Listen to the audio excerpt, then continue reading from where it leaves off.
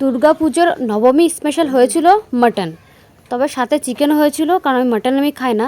তো প্রেশার কুকারে মাটনটা সিটি দিয়ে দিয়েছে, আর এখানে কিছু চর্বি এনেছে, আর এখানে পেঁয়াজ কুচি করে রেখেছিল, আর এখানে মশলা বাটা আছে, আর আলাদা করে শুকনো লঙ্কা বেটে রেখেছে।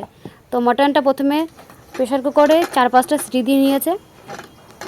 মাটনটা আমার খেতে ভালো লাগে না, তাই রান্নার কাছেও আমি যাই না। তো এখানে আমার বর রান্না করছে, আর খুব যত্ন সহকারে রান্না করছে।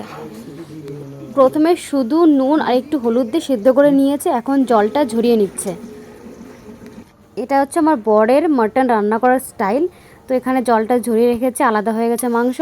এখন মশলার সাথে মাটনের যে চর্বিগুলো সেগুলো কষিয়ে নিচ্ছে, তারপরে দেবে একদম ডুমো ডুমো করে কেটে রেখেছিল আলু, তো সেটা দিয়ে দিল।